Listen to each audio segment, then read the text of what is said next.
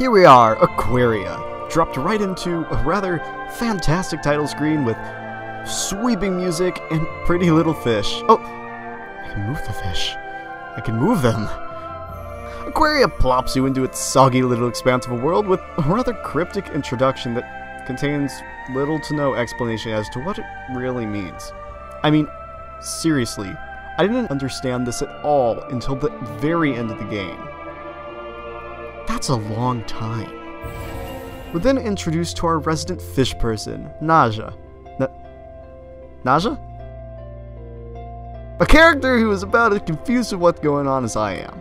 Lacking any to all memories of her past, our fishy protagonist spends the majority of her time lounging about the ocean, talking to herself, and using what is supposedly some overly moist and sing-songy version of what I'd personally like to call black magic.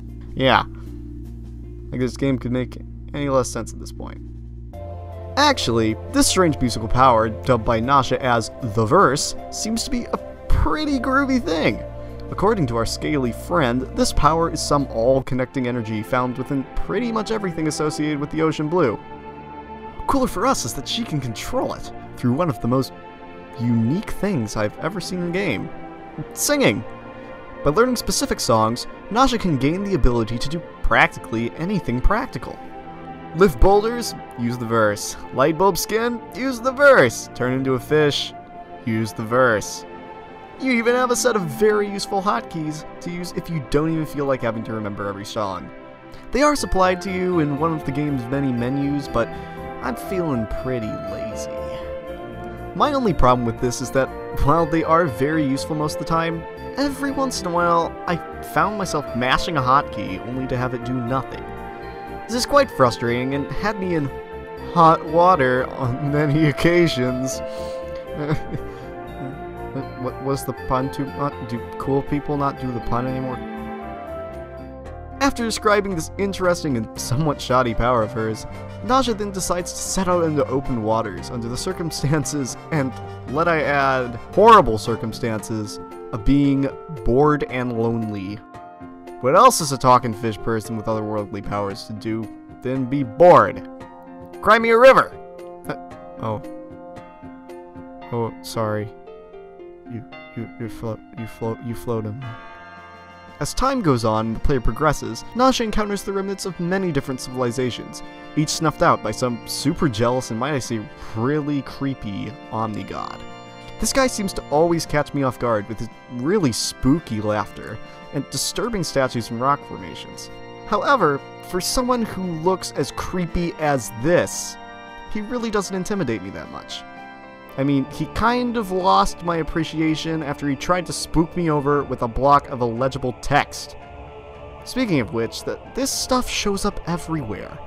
It's pretty cool as an immersion thing, but you know what would be cooler? Being able to read it.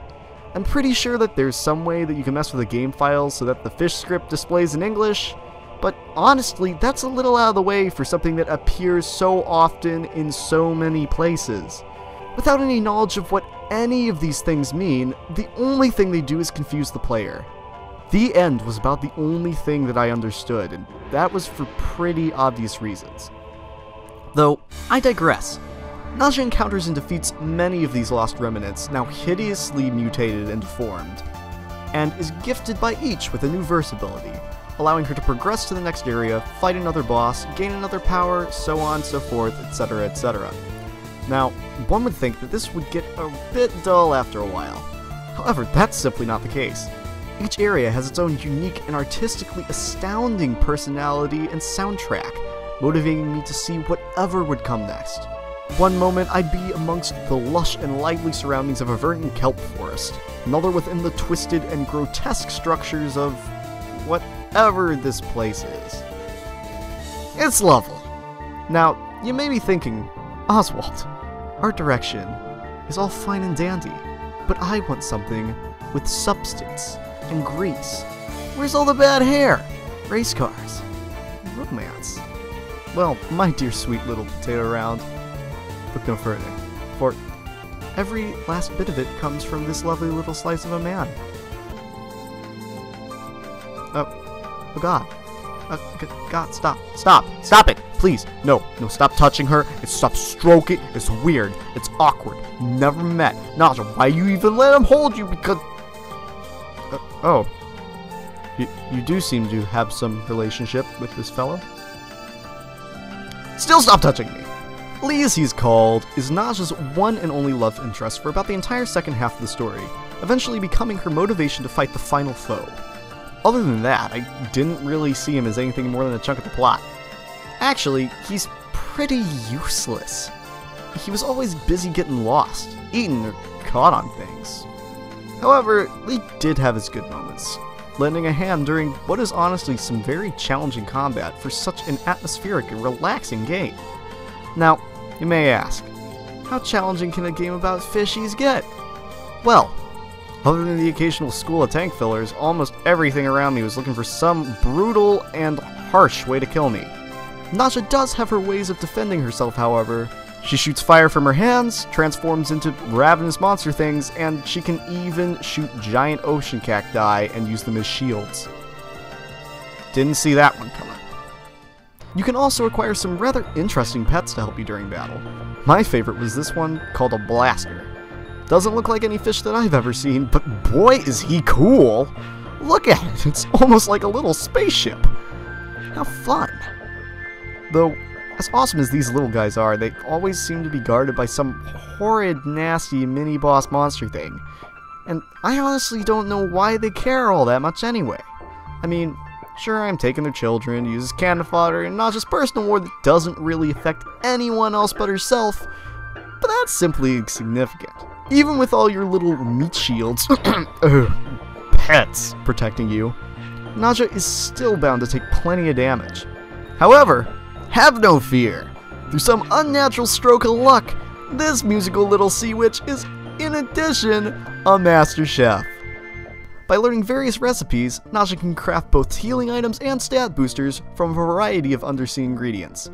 Everything has a purpose, even the next to useless sea loaf, which honestly reminds me a little bit of my current indigestion. However, not even the sea loaf can amaze me, as well as deeply frighten me as much as one of this game's particular dishes. After discovering some strange rainbow-colored mushrooms in one of the game's many ancient ruins, I decided to experiment a bit and just toss them into a soup. I then found, to my surprise, and a little bit to my fright, that they produced some rather disturbing effects. Stay in school, kids. Stay in school. Apart from its sketchy hotkeys and really unnecessary fish language, Aquaria does a really good job, might I say fantastic, at being an interesting and highly enjoyable game. Though the story is incredibly confusing at first, it adds a certain mystery to the game that really pressed me to venture further in hopes of an explanation to what was actually happening. Throughout this expedition, I was showered with beautiful surroundings, great music, fascinating creatures, and wonderfully intuitive gameplay elements. Things did get a bit too clingy at times, but in the end, I think we worked everything out. On a scale from 1 to 10, I'd have to give Aquaria a solid thumbs up. This game is honestly worth playing, so I highly recommend that you go out and try it for yourself. I hope that you have all enjoyed my ramblings. This is Oswald, signing out. Hey, you just watched a thing I made. I plan to make one every time I finish a Let's Play, so stay tuned. If you like this video, please be sure to hit that little like button with the thumbs up on it. All the cool kids are doing it. Maybe. I don't know, but if you really liked it and you want to see even more stuff, hit that button as well as that lovely little subscribe button. It makes Reginald and I smile. If Reginald can smile, that is. Finally, if you'd like to check out the previous review, just click on that little picture on the left. It's about pigeons and stuff. Fun! If you'd like to see some Let's Play crud where I play video games and act stupid for about 20 minutes, click that picture on the right. I hope you all have a wonderful day, and remember, horses can't vomit. Goodbye!